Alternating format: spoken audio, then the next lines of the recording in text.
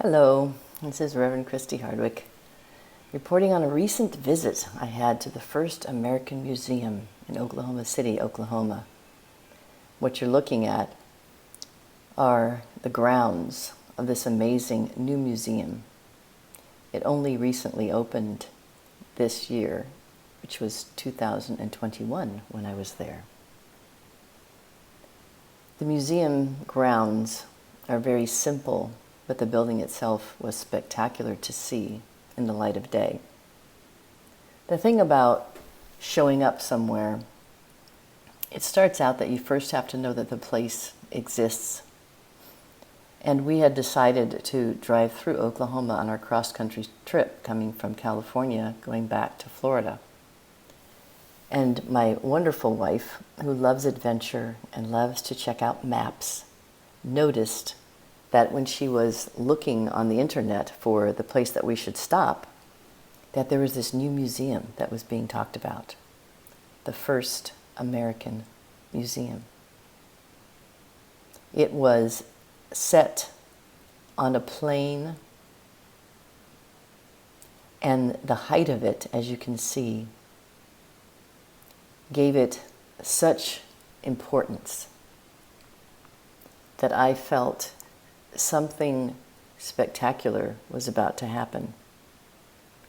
So when we think about ourselves and think about how we present and what people first see, even if all the treasure is inside us, how we configure ourselves, the color we wear, the things that we use to decorate ourselves, sometimes give people a sense, a little bit of a precursor to what it's like to be with us. That's what I felt when I saw this structure of the First American Museum. I was also intrigued by the title, the name that they gave it, First Americans. We've heard so many different ways that people have been called who were here before the United States became the United States. Indigenous people, Native Americans, First People. There's something very powerful about claiming First American status. The words we use matter, and we can be really intentional with our words. So I was fascinated by the choice of words about First American Museum. When I went inside, I took this picture that you're looking at, of course with my mask on, because we are and have been in a pandemic. And I was wearing something I had purchased at a Cherokee trading post along the way, which you saw several of when you're on the road in Oklahoma. Okay, recording. I'm here at the First American Museum, and I'm with John Hamilton. Nice to meet you, John. No. Can you tell me about how you came to be here and working here at the First American Museum? Sure. Working here at the First Americans Museum is a dream come true. I grew up in a cultural, traditional family, and I started on with the curatorial team prior to the museum opening 2 years ago with Heather Autone and our all-native curatorial team. And so I, with my traditional singing powwow background, I joined the team as an audio specialist. So I curated, helped assist the curation of all the native music throughout all the exhibits, first floor and second floor. Wow, that's awesome. And then I just came to work with the museum to help be the front face with the ticket sales, and just it's a pleasure to be here. Thank you so much. It was wonderful to meet someone who was part of putting this together.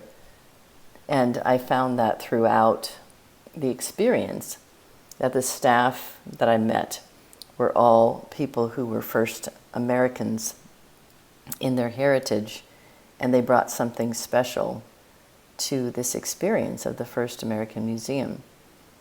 The museum doesn't cover all the First Americans, but it gives a very beautiful rendition of understanding about 39 of the tribes of people who were here.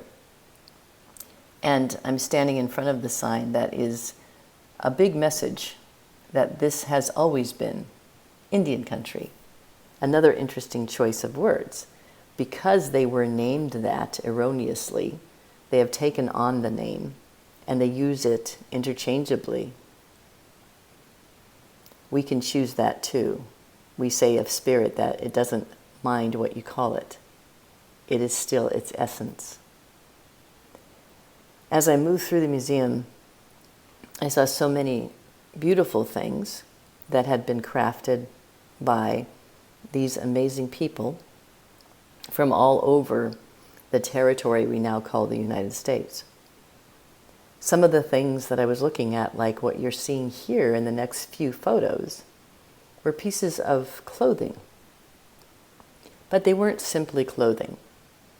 They were clothing that had meaning, clothing that told you who the person was that was wearing it, told you where they were from, perhaps what they did, what their family name was, what they found important, symbols that would give them strength or clarity.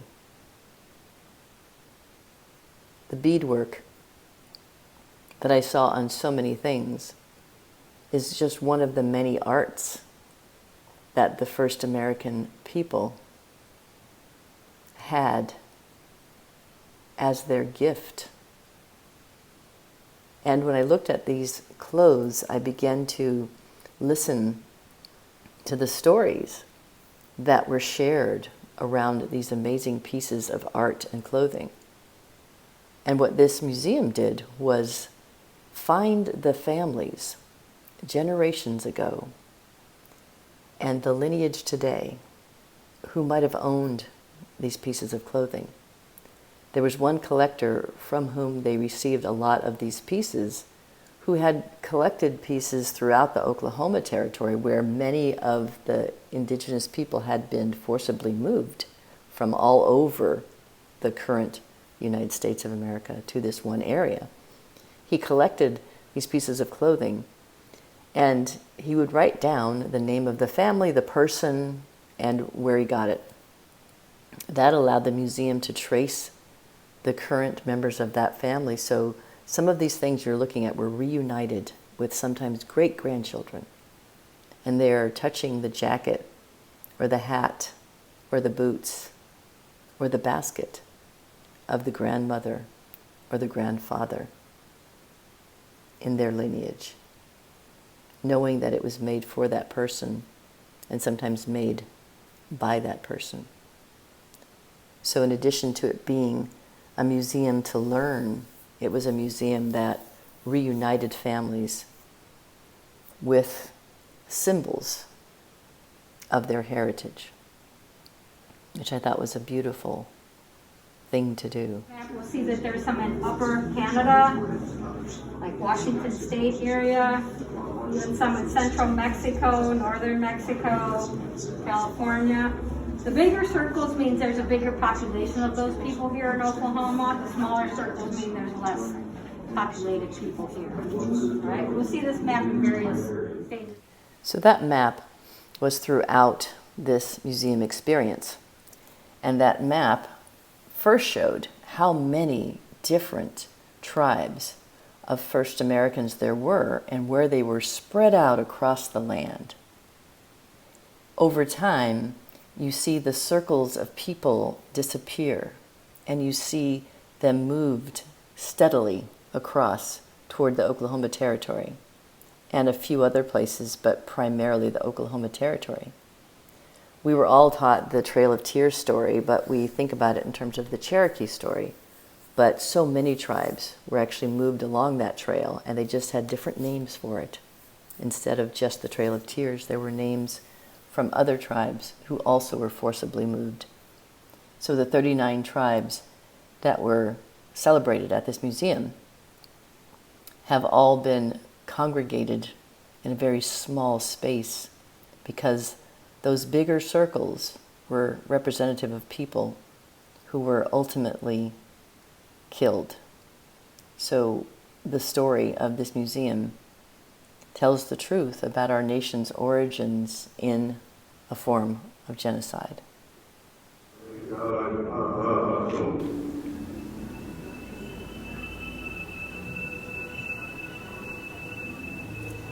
A creation story.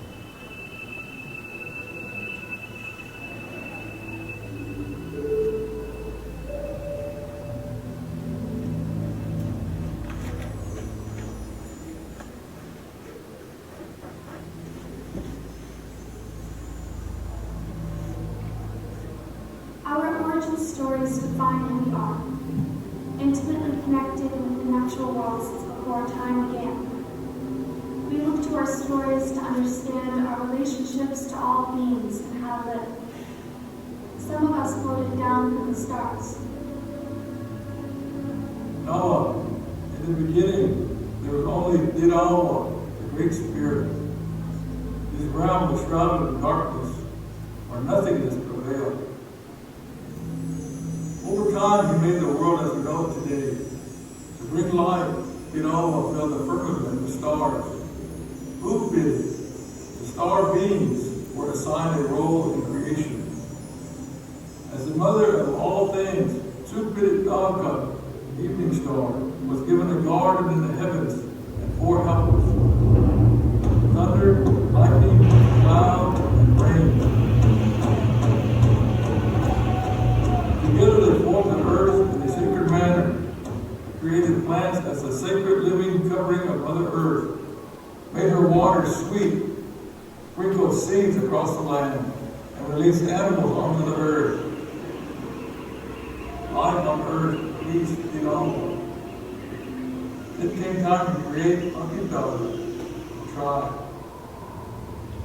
Supididaka, Upididutsu, evening star and morning star, gave birth to Tsuki, a little girl in great stature.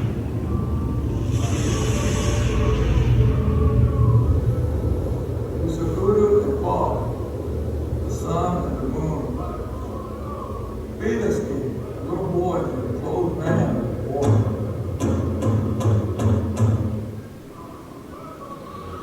The children were placed on earth on the banks of Iskari, the Luke River. This is how the Pawnee were created in the natural order of things. The stars always shine brightly with their ancient homeland.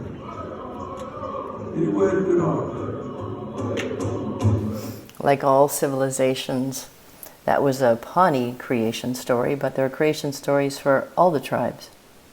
And whatever background you have, if you dig deep enough, you will find that there's some level of creation story for the people from which you come.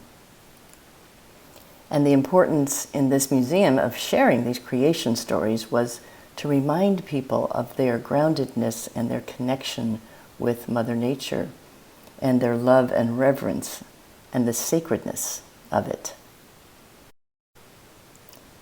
Behind the museum in this picture you can see the mound, and mounds are very important aspects of the life of Indigenous people. So the mound is there to remind us of whose land, the land that's been blessed by the first Americans. You're looking at a person who is a relative of Joy Harjo, who is the poet laureate of these United States. That paper she's selling is art done by the Harjo family. Throughout the space, there were many others who shared their art. The art was colorful,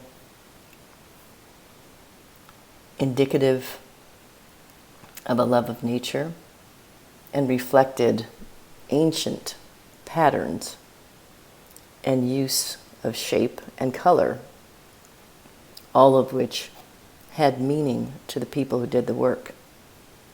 Isn't it wonderful to have people in our country, in our lives, who can remind us of the connection between what we wear, what we paint, and the symbols that we share that have meaning for how we can live. How we can live together. How we can live with nature. How we can live peacefully. I learned so much from the stories of the first Americans. I learned so much about my own humanity. And I invite all of us to visit places like this, to visit a place that we just learn about by chance, and see what wonders, what lessons, and what magic we might find. One of the things that this First American Museum logo reminds me of is family. And as we say at SoulCall Global, we're one great family, one planet, one people, one love. You are loved.